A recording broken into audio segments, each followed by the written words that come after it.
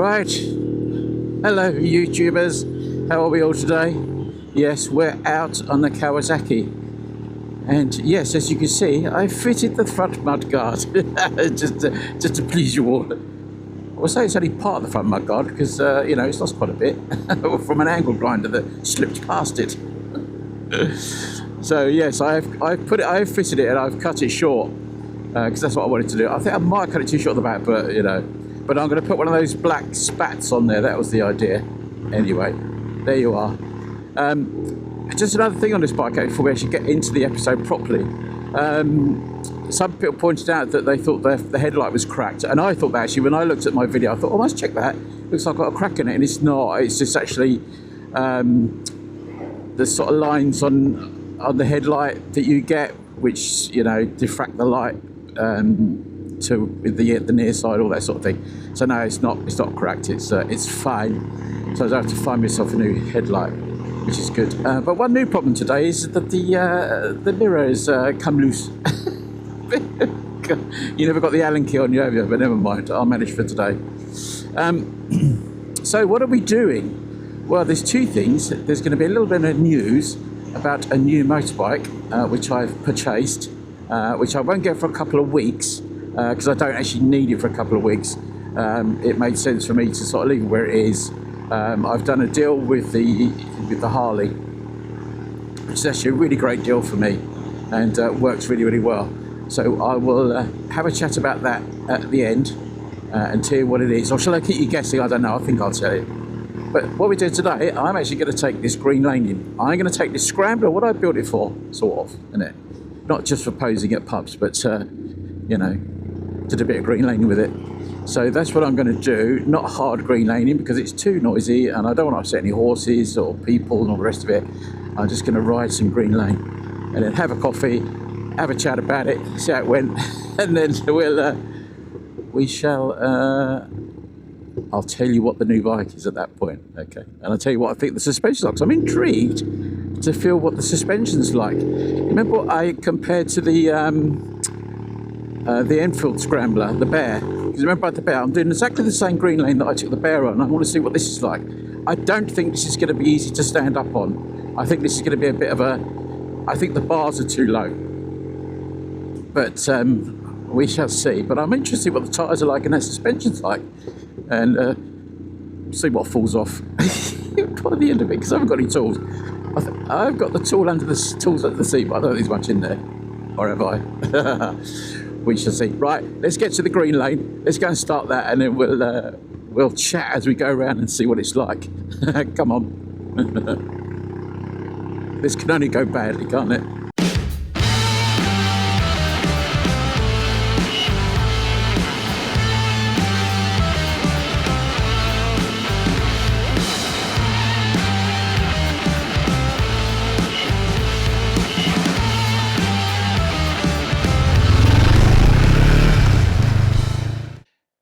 Right, so here we are at the start of the Green Lane. Now, I did actually start at the other end of this Green Lane, but I realised I was filming in completely the wrong way.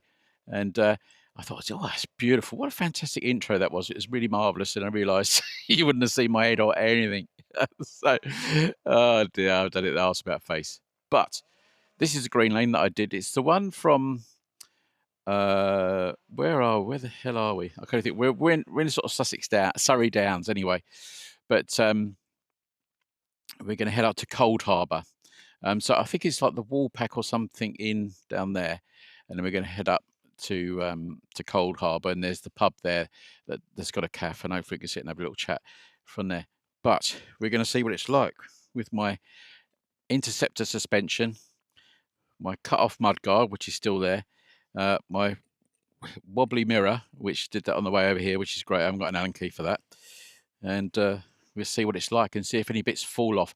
Hopefully they won't. Come on, let's do it. Quite excited by this. But then I get excited by anything, so I shouldn't worry.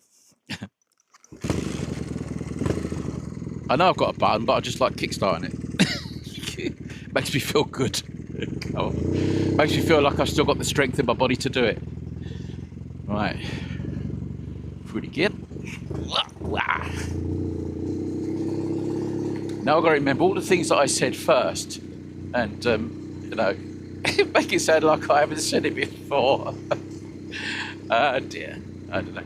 And all the people that I passed already are just saying, what the hell is this guy doing? He's just going backwards and forwards like some maniac. So, first things first, I'm on gravel. I'm sort of like a sort of gravel track at the moment, and it feels okay. From my ride down, I noticed that the steering, it's not, do you know what, it doesn't feel like a dead weight like it did, that I thought it was going to. I thought this might felt a bit like a dead weight, like riding a sort of Bonneville or something up here, you know. But that, what I think has happened, that suspension, where it's lifted the bike, it's changed the geometry of the bike a little bit, which probably means it's changed the rake angle a little bit. And do you know what, it's sort of given it a different feel. I think if I'd have ridden it when I bought it with doing nothing to it, I think it would have been a different experience. But in terms of on the gravel and that, it's great. And don't forget, I've got those Kendra tyres on, and I've been really impressed with those. I'm in the middle of sort of like the little rut here, and I'm in second gear, and it's got enough oomph and torque to pull me up here. And do you know what? It's not throwing the front end. I'm getting a little bit of play, but I don't feel I've got to touch the brake. I feel confident it's going to stay upright, which might sound odd, but obviously I've had the experience of bringing it down the hill so far, so I'm sort of going from a little bit of experience already. But you know what? It feels right. It feels good. It feels quite balanced. Standing up, I was surprised actually. When I came down, I stood up. When I came down, I stood up. I stood down. I thought it was going to be really difficult to stand up, but it's actually not. It's actually really, really easy. Thank you. It's actually not too bad. It's no worse than the Bear was. Do you know what? The Bear was no better than this for stand up, and this is actually okay. In fact, I don't feel like I'm standing too far over the top of it with this. So it's okay. Don't forget the pegs are all standard and all the rest of it. I think the suspension lifted this by about 1.5 inches, something like that. The intercept stuff. So yeah, pretty cool. I'm sort of glad I put the mud guard on there, because it's probably protecting something. Well, it's not really protecting anything because it's so short, isn't it? But psychologically, I feel like I'm protecting it. When I came down, there's a bit where I'll come up to in a minute, which really is silty. And I thought, oh, is this going to throw me around? Is it just going to push the weight off, and then I'm just going to come sliding off? And you see that thing with the front wheel sort of dives, and you know what? It's not doing that. It's not doing that. I think a combination of the little bit of weight loss on the bike, centre stand, and all the rest of it, it's just given the weight, just made it a little bit easier just to throw it a little bit, or just to correct it with a little bit of steering correction. It's not, as the bike moves, it's not throwing its weight and then just pushing me off. It's actually really correctable, which I was really surprised at, because it is effectively like running an old Bonneville down here, really. It is lovely today. It's really lovely. This is great, and ticking along, I'm ticking over at 1,500 revs in second gear, and I don't feel it's going to conk out. It's got enough torque. Now I'm coming up to this hill here, which I thought would be better to go up anyway. So I'm still in second. I'm almost on tick over, just going through that gravel in the middle. I'm swapping through that little rut with the gravel in it like that deliberately. But you know what? It's nothing. I've not even broken 2,000 revs, and it's just pulling up almost on tick over this. It's fab. What a great way to spend some time. There'd be just really, when I tell you the bike that I've bought, and you might think, wow, you should be doing it on that. It'd be a much better bike than this, but it's something, I don't know, there's just something basic, isn't it, about using a bike like this to do something like this, that you might, as I said before, maybe customised or bodged. But it's like, when you make something and you adapt something and it works, the plan works, you just think, yeah, that's good. That's really good. You're not lying to yourself that you don't think you would do this again. It's just, this is the best Scrambler ever built. No, it's not. but it's my Scrambler. I made it like this, you know. I had the angle grinder at it. And it just feels great. I love it. Absolutely love it. Right, little change of angles for you. Yeah, it just feels really good. I'm really enjoying this. As I said back there, it's a little bit squirmy in the sort of silty stuff at the front, because I've not done anything to the front end. And I think when you think about the Bear, that's had, you know, that suspension's a bit more set up than this. This is just like basic, almost like Bonneville suspension, if you know what I mean. You know, on a Triumph, isn't it? It's that style. But it's lovely. I'll just chug along in first. I think I'm in first. No, I'm in second. Chug along in second. Neutral now. But it's just great. I just don't feel at unease with it. I'm not worrying about the front brake at all. I'm just dabbing the rear. But it just seems to be handled. This little rub. Do you know, the suspension's better than the Bear. I'm not getting the harshness out of it. And don't forget, as I said, that's the Interceptor rear suspension. It's sort of softest. This is quite compacted now down here, but it's really lovely. I'm really enjoying this. It's so cool. I didn't think the bike was going to be. I thought it could be a bit of a dead weight, this bike, you know, riding this like this. But you know, that's not the case. It's got some feel through it. It's not a dead weight. The suspension's livened it up. Those tyres have livened it up a little bit. It's just sort of like brought it back to life, really. Which means that I've got that option now, I think.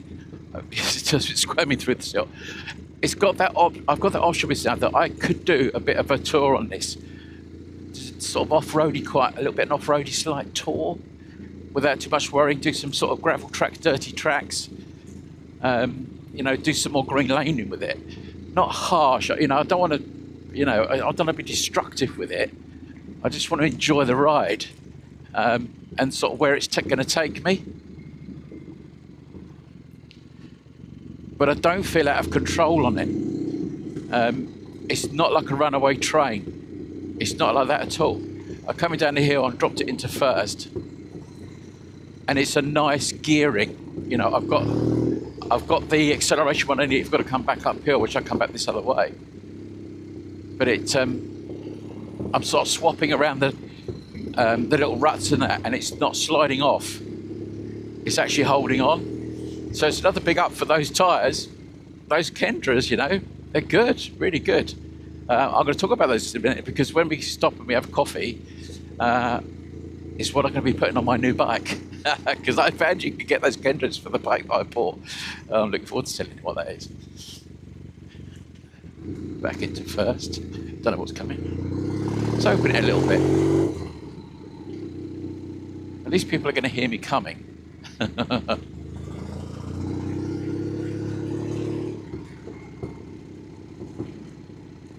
This is awesome. It's like downhill stretch now, just dabbing the rear brake, stick it in the first, get a little bit, obviously the sort of popping and banging I don't really want. And this middle of the rut here is just all gravel. Some people wouldn't probably know this track. On a proper dirt bike, this is nothing. But when you're riding like a classic-ish bike, it's a bit different, isn't it? That some would say customised, some would say bodged yourself. Back in a second. So lovely. Now I love this sort of part of Sussex, and it's just so in Surrey or Sussex, we're sort of right on the borders, really. I feel quite flowy and just nice. You know what I mean? I think I built quite a good bike, such as it is. You know, taking that bit of weight off it, the centre stand, and stuff like that. I know I've not been very far, but it does feel really nice. Wish I could see out the back by that good mirror. Oh dear. Glorious.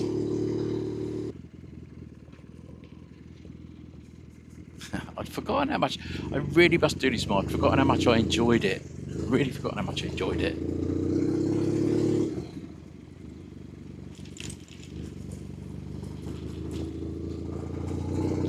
Let's open it up a little bit. Only a little bit. It's nice. Right, I reckon we should stop fiddling around and go and have a cup of tea, but I find it at the pub at the other end, and talk about what I think about this and the new bike. Come on, let's do that.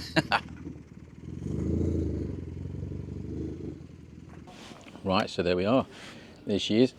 We've been greenlaning. Do you know, it's actually really good. I wasn't concerned about doing it, but I thought it might just be an absolute dead weight, and it would be just like riding a heavy modern classic bike that would just, you know, get stuck in the silt and just sort of wobble all over the place. But it actually doesn't, and actually standing up actually seems to work. I will say I've got my coffee from it's the Plough I'm at where the hell are we? Oh, I'll put a thing up so you know where we are. Cold Harbour. So I've gone back to my old ways. I've got a coffee and a Twix. So yeah, it actually rides really, really nice, and I wouldn't have any concerns riding that on the sort of gravel tracks and things. Even like I did in Morocco, I think it'd be just as good. I don't know how robust it'll be compared to you know, a modern sort of adventure bike, but you know, why shouldn't it do it? Why shouldn't it do it? It's I feel as comfortable on the road as I do off road, if that makes sense. You know, I get a lot of sense of security on that bike. I mean, I'm not running it fast. You know, I've opened it up on the straights and things like that, but on the just the lanes that I do, well, because I don't want to scare everything, it rides fantastic. It rides really good. So I'm going to give that a thumbs up. I'm going to give the tyres a thumbs up. I'm going to give the Interceptor rear suspension a thumbs up as well. I think it worked really well. So, to the bit you've always waited for, what on earth have I bought? Well, I told you that I was looking for an adventure bike, and I had that itch that I still wanted to scratch. So yes, I've got an adventure bike coming. I'm not going to have it another couple of weeks, but as I've said before, I have to get rid of bikes before I can get any more. I just don't have the room. Otherwise, I just end up keep storing them, and it's costing money, and it's pointless. So the two bikes that were up for sale as such is the Meteor and the Harley. I've got a bite on the Meteor now already, so someone's coming to look at that tomorrow, so that's great. And the Harley has gone. So it's like all these things. And I went to pay the storage on the Harley down at Billy's yesterday. And I walked in there because I'd been away and I'd forgot to pay up. I was only in this month. I wasn't really behind, but you know, I don't like owing people money. So I nipped into Billy's, and they had this bike in the corner, and I thought, oh, I mean, I love the look of these bikes. Absolutely love them. And one of my subscribers, Chris in France, has got one of these. So you know what's coming, Chris. Has got one. I've just always loved the colour combination, all the rest of it. I had this bike. I said, "Is that yours, Charlie?" He said, "Yeah, that's our bike, yeah." He said, "It's literally just come in, not done anything to it yet. It's literally just come in." And that's always the way with me. You know, if you're lucky, you get first dibs. Do you know what I mean? And I'd look at it, look round it. It had panniers on it. It had lots of added screen, high screen. It had all bits, cruise control and everything. I went back over to Charlie. Said, "How much is it going to be?" "Well, it's going to be this much." And I said, "You know what's coming now, don't you?" He said, "Oh, you're going to sell me that bloody Harley, aren't you?" Because I had that Harley there for a long time. It's a phenomenal bike, that Harley. You know, I say it's a rare bike, but it's not a common bike, and they're getting quite sought after, those XRs. And I wouldn't say I was loath to get rid of it because I just haven't ridden it. I've had it, had the experience of it, loved it, but it was time to move it on, and because I just wasn't using it enough. And people need to use bikes; they shouldn't really be sitting in sheds like that. So we cut a deal, and it was a very good deal for both of us, actually. It turned his bike round quickly, turned my bike round. I had a very small outlay on top, and I'm really happy. I sort of know the workings of a deal. You know, I spent my life making deals with those sort of things. You know, quick turnarounds, and if you know that the dealer's got to make some money on it and can turn around what you're giving them quickly and all the rest of it, you've got to be fair. There's no point, you know, arguing people. If you know it's a fair deal, they know it's a fair deal, they'll do it quickly, and Billy's know that, and that they're really good at that, and Charlie's really good at working it out quickly, and he's got to make his turn on it, and I completely understand that, because I have to warranty stuff and all the rest of it. So, what have I bought? Well, Chris will tell you, if he shouts loud enough, you'll hear him from France. I bought a Moto Guzzi V85 TT. Yes, I love those 85 TTs. I think they're such a cool bike. It wasn't I like the multicolour one, you know, that's got the yellow and red and all the rest of it. This is just the red-white version, which is equally as nice. But it's got quite a lot of extras on it. It's done 12,000 miles. It's a 2019, so it's one of the early ones, but it's a cracking bike. It's in great nick. They're going to get it all sorted for me, get it all cleaned and detailed and all the rest of it, and I will be using it as my bike's about to get covered up. But that's what I've gone for, the Moto Guzzi V85 TT, and I will be using that to possibly do a bit of tour. Me and Karen have already spoken about it, and maybe in October we may go up to Scotland on it, and that may be what we will do, so that'd be quite cool. But that's just an open-ended plan at the moment. But yeah, Karen was really excited that I got another bike. She's always excited when I get new bikes, but it'll make a great pillion bike. So when I was talking about those Kendra tyres, I'm going to put a set of Kendras on there. The tyres on it are sort of getting to their end, and I assume you can get those Kendras for that, so that's what I'm going to do. So there you are, new bike, and two will go. Well, one has gone, and the other one may go tomorrow if I'm lucky, and I've got the price that I wanted for it, so that's really good. Because it's a great bike, that Meteor. It's going to make a great cheap introductory bike for somebody with all the extras on it it's got. So there we are. Right, it's getting busy now. I thought I wouldn't get another 5 minutes. Right, I'll see you next time. Look after yourself, ride safe, and you know, get out there on those green lanes if you fancy a go on your classic Scrambler. All the kids are turning up. Right, take care. See you soon.